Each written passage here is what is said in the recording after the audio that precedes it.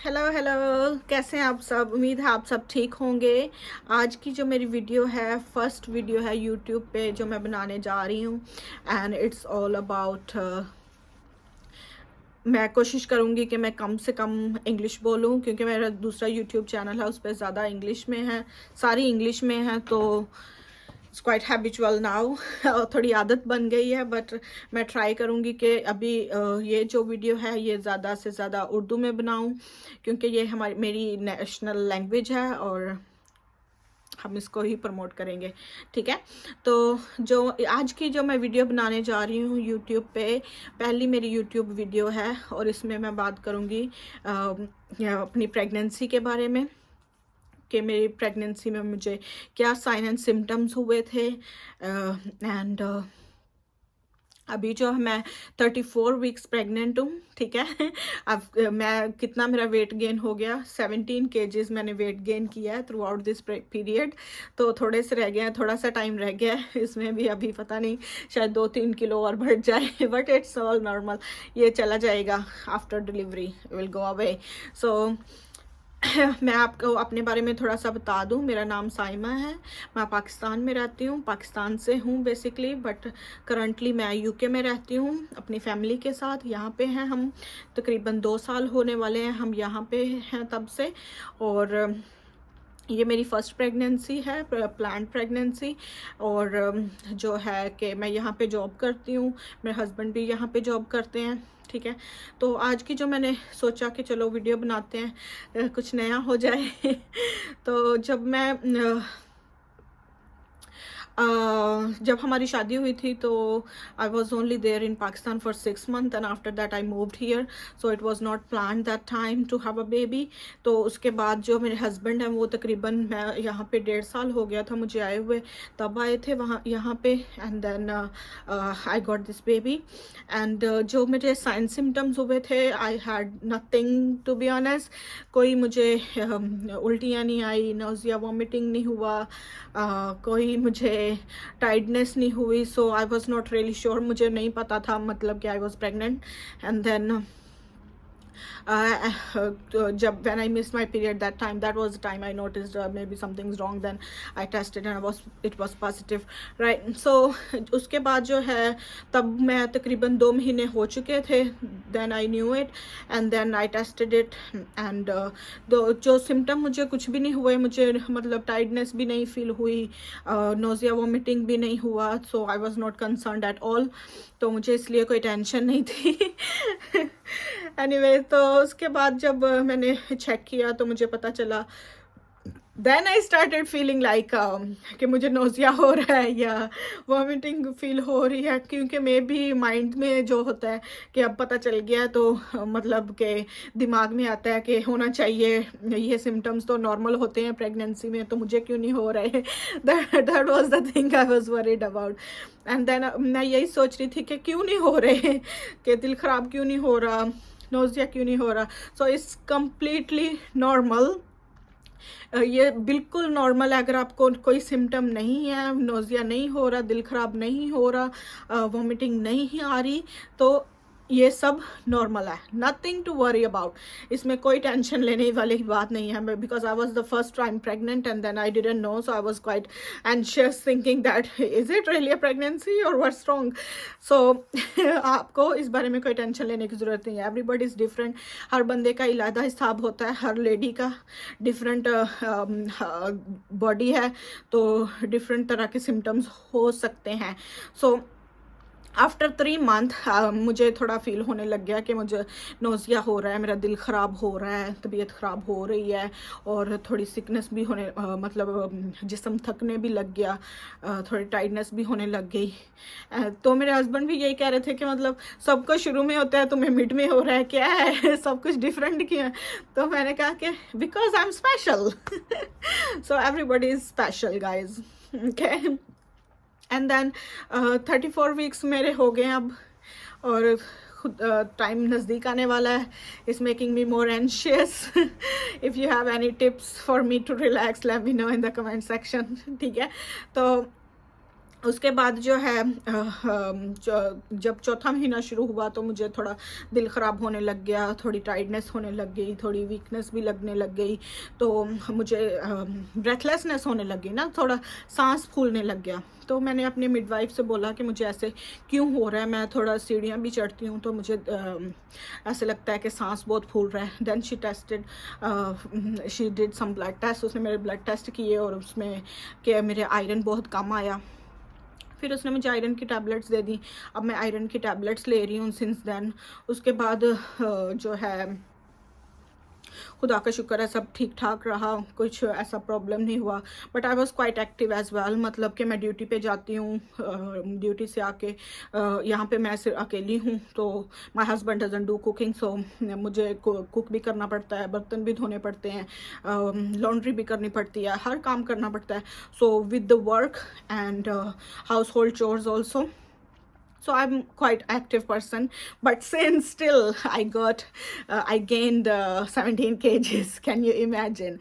So इतना busy रहने के बावजूद मेरा इतना वेट ज़्यादा हो गया, but it's normal, हाँ। एंड देन अभी जो रिसेंटली मेरा ब्लड टेस्ट हुआ था, सिम्टम्स का मैंने आपको बता दिया। इसके अलावा जो जब से मैंने ये आयरन टैबलेट स्टार्ट की है, कॉन्स्टिपेशन का थोड़ा मसला रहने लग गया है। कॉन्स्टिपेशन होती है, बट अगर आप क्या फ्रूट्स खाते हो, वेजिटेबल्स खाते हो, तो वो कंट्रोल हो जाती है, ठीक है। बट रिमेंबर कि आप हर किसी का जिस्म जो है अलग है, हर किस्म के प्रेगनेंसी सिम्टम्स डिफरेंट हैं, ठीक है। तो जब मैं तकरीबन 5 महीने प्रेग्नेंट थी, तो जब मैं बाहर जाती थी या ट्रैवल करती थी बस में, तब मुझे नोज़िया होने लग गया, डिजीनेस होने लग गई कि ऐसे दिमाग घूम रहा है, आंखों के आगे अंधेरा आ रहा है। तो और that time I was like may be 5 और 6 months pregnant. So I thought may be कि मुझे थोड़े वीकनेस है, और तो तभी मैंने टेस्ट भी करवाया ना, CBC तो ठीक आया, लेकिन आयरन थोड़ा कम था। उसकी वजह से भी हो सकता है, जब तब से मैंने टैबलेट स्टार्ट की है तो वो कॉन्स्टिपेशन का मसला रहने लग गया। अब मुझे हर टाइम जो है सैलड भी खाना पड़ता है, ज़्यादा फ्रूट्स भी ज़्यादा खाने पड़ते हैं, keep it going, just to keep it going, okay. पर हर किसी के अलग सिम्टम्स हैं। कुछ लेडीज़ को होता है कि बहुत ज़्यादा नोज़िया वॉमिटिंग हो रहा है, बहुत ज़्यादा सिकनेस हो रही है, बहुत ज़्यादा वीकनेस है, टायर्डनेस है, कुछ करने को दिल नहीं करता। And sometimes they go even in depression में भी चली जाती हैं, टेंशन ले लेके कि ऐसे क्यों हो रहा है, मैं कुछ खा नहीं रही, मैं कुछ पी नहीं रही, मुझसे जो है डाइजेस्ट नहीं फूड हो रही। तो मैं आपको सिर्फ एक सुजेशन दूंगी कि आप जो है ना ज़्यादा से ज़्यादा रिलैक्स रहने की कोशिश करें, कीप योर सेल्फ एक्टिव रहें, और जो है ना वक्फे से अगर आपका नोज़िया वोमिटिंग हो भी रही है ना, तो थोड़े थोड़े टाइम बाद कुछ ना कुछ खाते पीते रहें, ठीक है। इट्स वेरी वेरी इंपॉर्टेंट, ये बहुत ज़्यादा ज़रूरी है कि आप पानी पीते रहें, खाते पीते रहें, थोड़ा बहुत फ्रूट खाते रहें। अगर फिर भी दिल ख़राब हो रहा है, आते जाते फ्रिज में जो भी चीज़ पड़ी है खा लो बस।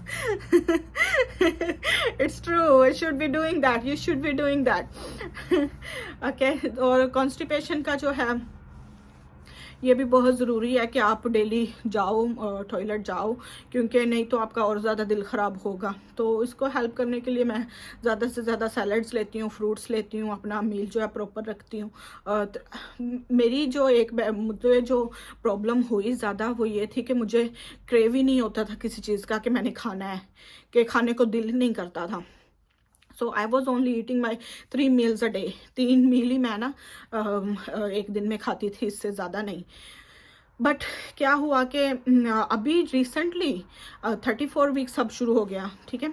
34 weeks plus 3 days age of today is 14 October I think, yeah. So recently मुझे रात में 3 बजे भूख लग जाती है, तो मैं वो हार्ट बर्न बहुत ज़्यादा हो रहा है, ठीक है। रिसेंटली मुझे हार्ट बर्न बहुत ज़्यादा हो रहा है, तो मैं क्या करती हूँ, किचन में जाती हूँ, दूध का कप पी के आ जाती हूँ। I just drink raw milk honestly, because I don't want to boil it at that time and drink it. So what I do is I just pour some milk in the glass and then I drink it, and then it helps also. Eating a banana helps with the heartburn, and oatmeal also, it's good to treat heartburn. For me milk works the best, milk मेरे लिए बहुत अच्छे से काम करता है, ठीक है। लेकिन अगर आप मैं पाकिस्तान से हूँ, सो पाकिस्तान में अगर आप जो है फ्रेश मिल्क ले रहे हो भैंसों का या गाय का, then I would suggest you should definitely boil it before you drink it. Here it's different. यहाँ पे जो बोतल में होता है प्रीपेड होता है, वो मेरा नहीं ख्याल इतना रो होगा जैसा कि वहाँ से हमें डायरेक्टली मिलता है, ठीक है। तो और इसका टेस्ट भी थोड़ा डिफरेंट होता है। तो मुझे मतलब कि मुझे तो वहाँ की आदत है, तो मैंने वो भी पिया हुआ है, मुझे उसका भी अंदाज़ा है। Then that one you should definitely boil it before you drink it. Okay तो यही मेरे सिम्टम्स थे। और जो मुझे बहुत ज़्यादा जिसकी मुझे टेंशन थी थ्रू आउट दिस प्रेगनेंसी, वो गैस्ट्रेशनल डायबिटीज़ की थी। मैं हर वक्त सोचती रहती थी, खुदाया please I don't want to get diabetes in the pregnancy, because one of my aunt she got gestational diabetes and she was very worried, and then they have to do blood sugar testing 3 times a day. It's so difficult. I cannot prick myself. Honestly, I cannot prick myself. मैं अपने आप को सुई नहीं मार सकती, नहीं मार सकती। So that was the main thing I was praying for. Please God, I don't want to get gestational diabetes. And then I tried my best to avoid all the chocolates, ice creams, milkshakes, all those things. I was not eating. At 28 weeks of pregnancy, 28 weeks पे मैंने जो है वो gestational diabetes का test हुआ, and thank God it was negative. right so you will be thinking this girl is very lucky, didn't have any symptoms. Bear with me. I'm gonna come to that point. The only problem I had was cholestasis, itching all over the body. Can you imagine? It was horrible, but I'm on medication, so it's fine. I'm not worried about it. It's gone by 50%. The chances are, I was told that in Asian community it's very common to have obstetric cholestasis, so I was diagnosed with obstetric cholestasis. Itching all over, can't sleep. As I said, everybody is different. So if you think that I'm lucky enough to avoid that nausea symptom and all those things, I got this cholestasis. The second thing I have is carpal tunnel syndrome. Can you see my hands? They're swollen, very painful, stiff. See this one also? They are swollen, they are stiff, but it's only the hands, not the arms, so it's fine. So what happened in carpal tunnel? अगर आपको carpal tunnel हो गया है तो इसका क्या मतलब है? इसका मतलब है कि हाथ जो है ना सोए रहते हैं और दर्द करते रहते हैं, स्पेशली आफ्टर नैप। जब आप सुबह को उठते हो तब बहुत ज़्यादा दर्द करती है, या आप दोपहर में सो गए हो, सुबह को सो गए हो, उठे हो तो हाथ बहुत ज़्यादा दर्द करते हैं, कुछ काम नहीं होता, और स्ट्रेंथ भी बहुत कम हो गई है। ये देखो मुझसे मुट्ठी भी बंद नहीं हो रही, it's too tight, but I am doing some exercises to help it. And also अगर आप अपना सॉल्ट इनटेक कम रखते हो, नमक वाली चीज़ें कम खानी है, और जो है आप डिहाइड्रेशन नहीं होने देनी, पानी ज़्यादा से ज़्यादा पीना है, ठीक है। और जो है ना एक्सरसाइज जो कार्पल टनल की आप यूट्यूब पे देख सकते हो वीडियो, उसमें भी हैं काफ़ी एक्सरसाइज, आप करते रहो तो ये जो है ना दर्द में फ़र्क पड़ जाता है।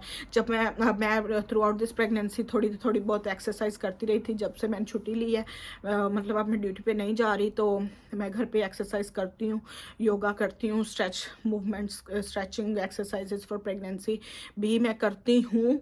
तो जब उस वजह से मुझे ये ज़्यादा इतना पेनफुल नहीं है, but still when I get up in the morning, जब मैं सुबह में उठती हूँ तो बहुत दर्द करते हैं, ठीक है। तो खुदा का शुक्र है पूरी प्रेगनेंसी में यही 2 प्रॉब्लम्स थी जो मुझे हुई हैं, एक कोलेस्टेसिस था और एक ये है, ठीक है। इसकी वजह से जो है वो क्या कहते हैं कि जी आपको ज़्यादा वेट नहीं कराएंगे डिलीवरी में, 37 वीक्स पे आपको हॉस्पिटल आना पड़ेगा, तो लेबर इंड्यूस कर देंगे। तो let's see how it goes. Now I am 34 weeks pregnant. This was all my update about the pregnancy. So symptoms wise it's always different. So pregnancy symptoms can be nausea, vomiting, positive pregnancy test, missed periods, and क्या उसका नाम लेते हैं, कुछ लोगों को constipation हो जाती है। So it's all different for everybody, okay. और जो है आप मुझे अपनी दुआओं में याद रखिएगा। अगर आपको ये वीडियो हेल्पफुल लगी and if you want me to make more videos, अगर आपको लगता है कि we can be friends, we can interact with each other, if you have any queries about anything in life, to be honest. I work here in the hospital. I'm a nurse by profession and I work in the NHS in the UK. And if you have any questions, any queries, I'll be more than happy to help you guys, especially for pregnant ladies, for the pregnant mothers. If they are worried about anything, I'll be sure making some videos about my hospital bag, about my stroller, pram, and cot bed. I'm so excited, guys. I can't explain you enough. So I'll see you soon in my next video. Remember me in your prayers. Thank you so much for watching. आपका बहुत बहुत शुक्रिया। अगर आपको ये video अच्छी लगी है, आपको आप प्लीज़ इसको लाइक करें, ठीक है, और अपने फ्रेंड्स में शेयर भी करें। If you find it helpful, if you have any queries, let me know. Bye bye.